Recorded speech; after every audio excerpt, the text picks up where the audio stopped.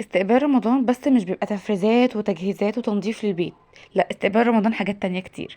انا هكلمكم النهارده عن 6 خطوات المفروض تبقى عارفاهم كويس قوي عشان تبتدي بيهم رمضان ان شاء الله. اول حاجه، ازاي احضر نفسي لرمضان. اول حاجه لازم التوبه الصادقه.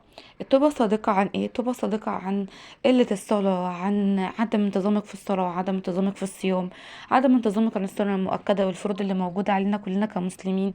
اوقات كتيره قوي بنستثقل الفروض اللي تبقى موجوده علينا زي الصلاه والزكاه.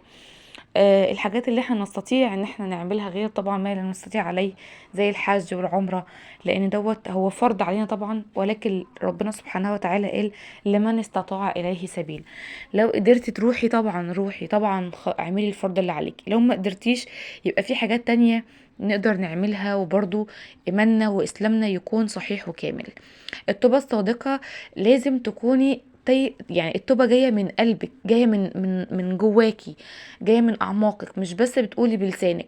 لازم دايما نحاول الفترة دي، احنا فاضل أقل من حوالي 10 أيام على شهر رمضان. فلو انت فكرتي ان انت تتوبي توبة صادقة لله سبحانه وتعالى، وتبدأي تتكلمي مع ربنا: يا رب انا تبت ليك، يا رب ساعدني، يا رب قويني على كده، يا رب انا عايزة اخش رمضان بنية جديدة وبروح جديدة وبإنسان جديد. صدقيني ربنا سبحانه وتعالى هيقويكي على كده جدا. ربنا قال: بسم الله الرحمن الرحيم، وتزودوا فإن خير زاد التقوى واتقون يا أولي الألباب. صدق الله العظيم. وقال الله تعالى: وتوبوا إلى الله جميعا أيها المؤمنون لعلكم تفلحون. صدق الله العظيم. وقال رسول الله صلى الله عليه وسلم: يا أيها الناس توبوا إلى الله فإني أتوب في اليوم إليه 100 مرة. صدق رسول الله صلى الله عليه وسلم. كلمة استغفر الله واتوب اليه دي بس مش بتبقى باللسان، دي بتبقى بالقلب. وهنا نبدأ نخش في الخطوة اللي بعد كده. الخطوة اللي بعد كده مهمة جدا، والحاجة دي مفروض دايما نعملها دايما: تجديد النية. تجديد النية بمعنى ان انا كل يوم اصحى بنية جديدة، بنية او هي نفس النية ان انا النهاردة ناوية بأمر الله ما اعصيش ربنا. النهاردة ناوية بأمر الله ان اذكر الله بقلبي قبل لساني. تخيلي لو انتي استشعرتي كلمة استغفر الله العظيم من جواكي. انا لما باجي اعمل جلسة استغفار لنفسي، بحس ان انا يعني جملة استغفر الله العظيم، بحس ان هي بتخش على قلبي وعلى اعضاء جسمي كلها، بتغسلها، بتنزل عليها تنورها.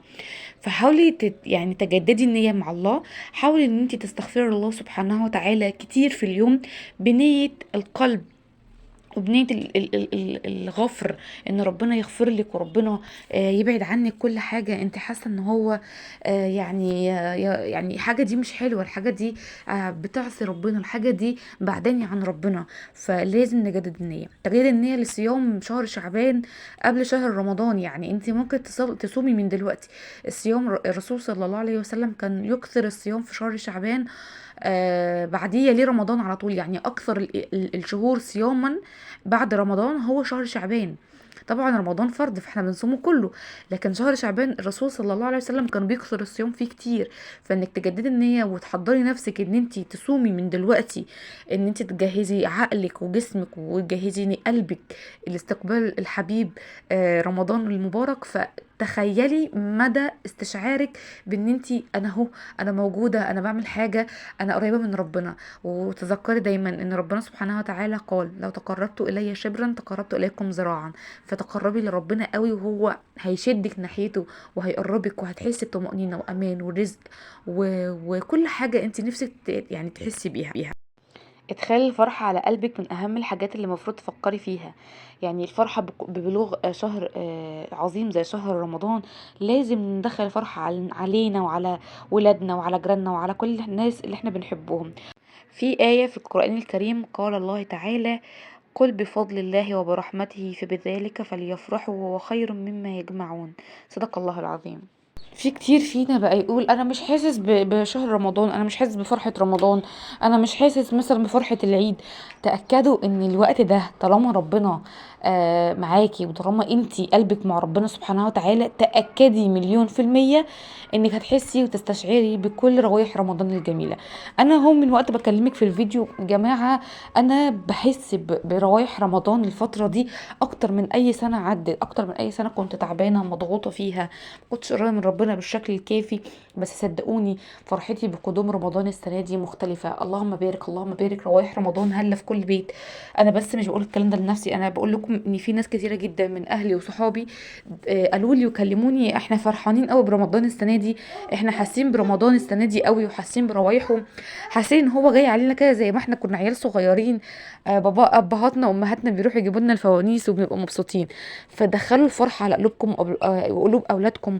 ولو مثلا ان انتوا تنزلوا تشتروا اليميش سوا، انا عارفه ان الاسعار بقت مبالغ فيها، حاجات بسيطه تفرح، مش لازم نشتري بكميات كبيره. مثلا ان انتوا تتصلوا بحد كل سنه وأنت طيب رمضان مبارك عليك، انك تجيبوا فانوس لابنك الصغير او لبنتك الكبيره كمان وتفرحيها. ادخال السرور على قلب المؤمن، ربنا بيدخل السرور على قلبك من حيث لا تحتسبي. فدايما نفرح بقدوم شهر الخير، دايما نفرح، ودايما ما نقولش احنا هنفرح ازاي، انتوا مش شايفين الاسعار، انتوا مش شايفين الناس، انتوا مش شايفين الجو، انتوا مش شايفين قد احنا مضغوطين. لا، فكري في ربنا وبس. وكده نخش في الخطوه اللي بعدها على طول، وهي التخلص من المشتتات. وهنا بقى هنيجي لدراسه البت الجميله الحلوه اللي دايما تقول يعني مثلا ما فرستي، يعني مثلا ما عملش. لا، انا بصراحه يا جماعه انا مع التفريزات، مع التفريزات المهمه والاساسيه، زي ان انا فرستهم وافرز البصل، افرز الطماطم، اجيب الخضار بتاعي بالكميه اللي انا عايزاها وعارفه انا هستخدمها في رمضان، ابدا اقطعها واغسلها واشيلها في الفريزر بحيث ان تسهل عليا. اجيب اللحمه بتاعتي وابدا ان انا يعني اعصجها. والكلام ده كله انا عملته في القنوات في القناه بتاعتي ساره ادريس، قناه عملت فيها حاجات كتيره جدا من تجهيزات رمضان. اتمنى تروحوا تشوفوها، هسيب لكم لينك الفيديوهات دي في اول تعليق، هتخفف عليكم كتير وتشيل عنكم بجد مرحله كبيره جدا جدا من وقفتك في المطبخ. انا عارفه ان وقفتنا في المطبخ دي بناخد عليها ثواب، خاصه في رمضان بناخد ثواب كبير قوي، ولكن الواحد برضو بيبقى عايز يحس بان هو صايم، عايز يقعد يتقرب لربنا. فعشان كده لما تفرزي الحاجات الاساسيه، انك تدوبك تطلعي كام كيس، تاخدي من كل كام كيس حاجه، او تاخدي اكياس تحطيها في الحله وخلاص تشويحتين وتسيبيهم يستووا مع نفسهم، افضل بكتير. يعني لو وفرتي مثلا، لو انت مثلا بتقفي تعملي فطار في ساعتين في المطبخ، فانت هتوفري ساعه ونص وتعملي في نص ساعه. فالساعه ونص دي انت اولى بيها، اولى تصلي سنه، اولى تصلي فرض عليكي، اولى ان انتي تقرأي قرآن، تتعبدي لله سبحانه وتعالى، تشتغلي. على فكرة يا جماعة، الناس اللي بتقول انا هضيع وقتي في شغل في رمضان وانا هقعد اعتكف واتعبد فقط لغير، لا طبعا، طبعا لا. الشغل من العبادات على فكرة، يعني الشغل عبادة. ان انت تشتغلي شغل حلال وتنتجي وتجيبي فلوس وتصرفي وتعملي اللي انت عاوزاه، دي عبادة في حد ذاتها. وعايزة اقول لكم على حاجة بتغيب عننا كتير، الناس اللي بتنزل شغل في رمضان الصبح بدري او بعد ما تفطر او كده، بيبقوا حاسين ان هم نازلين مضغوطين ونازل في رمضان ومش عارف ايه. بس يا جماعة اوعوا تنسوا ان انتوا بتؤجروا على ده، يعني اعظم اجر، وهو الشغل في رمضان. طيب، الخطوة اللي بعد كده خطوة مهمة جدا جدا جدا ومحدش اتكلم عنها قبل كده، التفقه الرمضاني. انا سميت الخطوة دي التفقه الرمضاني. يعني ايه يا سارة التفقه الرمضاني؟ حضرتك لازم تكوني عارفة بامور دينك وبامور الصيام كله، ايه مبيحات الصيام، ايه مبطلات الصيام، ايه اللي اعمله في السحور وايه اللي ما اعملوش، ايه الادعية اللي انا اقولها طول اليوم، ايه الادعية اللي انا اقولها وقت الفطار. ولازم تعرفي ولادك طبعا او اخواتك الصغيرين على الحاجات دي كلها. يا جماعه انا دايما بتابع برامج الدينيه في رمضان وقبل رمضان مباشره. عايزه اقول لكم ان كل الاسئله اللي بتتسال في 2020 و2019 2021 و22 وهتتسال في 23 انا متاكده، هي نفس الاسئله. يا دكتور لو انا حطيت قطره في عيني هل دي هتفسد صيامي؟ يا دكتور لو انا اخدت حقن فيتامينات هتفسد صيامي؟ لو انا حطيت كحل هيفسد صيامي؟ لو حطيت روج هيفسد صيامي؟ لو دقت الاكل على طرف لساني هيفسد صيامي؟ عايزه اقول لكم ان الاسئله متكرره جدا، وده بيدل على على حاجتين. ان انت طبعا بتبقي عايزه تلمي بكل حاجه، تتذكري كل حاجه مع الشيوخ ويبداوا ان هم يقولوا لك كل المعلومات ويجددوا لك المعلومات تاني في دماغك. والحاجه التانيه ان انت اصلا مش مهتمه بخطوات او بحاجات الصيام او المباحات بتاعت الصيام ومبطلات الصيام، مش انت مش ملمه بالتفقه الرمضاني او بالتفقه الصيامي، لان انت يعني ما بتفكريش فيها غير في رمضان بس. رغم ان في ناس بتصوم طول السنه، انت ممكن تصومي اثنين وخميس طول السنه وهيبقى نفس الاسئله وهيبقى نفس الصيام. على فكره هو نفس الصيام، بس الصيام بتاع رمضان فيه اجر اكبر طبعا، وفي روحانات اكتر وفي تشجيع وكده واتحاد، لان كل المسلمين بيصوموا في نفس الشهر.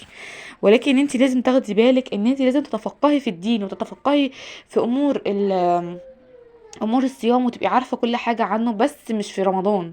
فانك تتفقهي بقى وتحضري كده حاجات جميله وتقعدي تعمليها انت والاولاد وتعرفيهم عليها بشكل لطيف، ده حاجه جميله جدا جدا. وده يدخلنا على الخطوة الأخيرة، تطبيقات رمضانية. يعني ايه تطبيقات رمضانية؟ هو في تطبيقات رمضانية أو في تطبيقات المفروض تكون موجودة على تليفونك بدل الواتس والانستجرام واليوتيوب والفيسبوك وكل الحاجات دي. ايه التطبيقات دي؟ في تطبيقات حلوة جدا يا جماعة، يعني أولا بتذكرك كده بالاستغفار وبالذكر، وثانيا بتذكرك كمان بقراءة القرآن الكريم. في تطبيقات كمان مختصة بالختمة القرآنية، لو انت عايز تختمي القرآن الكريم فممكن يعني تساعدي نفسك بالتطبيق. الناس اللي هي بتحب دايما الديجيتال وبتحب انها تطبق بالديجيتال بالموبايل مش بالورقه والقلم. كمان الموبايل عشان ما يكونش من المشتتات بتاعتك في رمضان، وما يكونش من الاساسيات اللي انت تبداي تمسكيها في رمضان وتبصي عليها كل شويه. لا، هتخصصي الوقت اللي هتمسكي فيه الموبايل هتمسكي فيه التطبيقات الرمضانيه دي، تقراي قران، تذكري الله سبحانه وتعالى، تقراي اذكار، تتفقهي كمان في الدين، تقري احاديث. ففي تطبيقات حلوه جدا. وتعالوا على اقول لكم على اول تطبيق، وهو تطبيق اسمه رفيق المسلم. تطبيق جميل جدا جدا وحلو قوي يا بنات، في حاجات كتير جدا جدا، وممكن تخشوا تشوفوه ان شاء الله. انا هبقى اعمل لكم فيديو اوريكم الكام تطبيق اللي انا هستخدمهم في رمضان ان شاء الله، وهنزلهم على الموبايل بتاعي. بس كده، ده كان الافكار اللي كنت عايزه اكلمكم عنها. وعايزه اقول لكم كمان انا ما بشوفش مسلسلات في رمضان، وده مش عشان انا يعني حاجه كده انا خارقه وبعمل حاجه ما حدش بيعملها، لا، في كتير غيري زيي ما بيشوفش المسلسلات في رمضان، ويعني ما بيحبش يعني يشوفها ولا يضيع وقته معاها. انا بحس ان هم مستقصدين. من وانا صغيره دايما كنت بفكر في الموضوع ده، بحس ان الممثلين بيعملوا الحاجات دي قبل رمضان ويجوا يتوه في رمضان واحنا بقى نشيل الذنوب كلها. فارجوكم خفوا من متابعه المسلسلات، تابعوا البرامج الدينيه، برامج الاطفال بيبقى فيها معلومات قيمه جدا. تابعوا مسلسلات دينيه ما فيهاش اي مشكله، انا بعمل كده.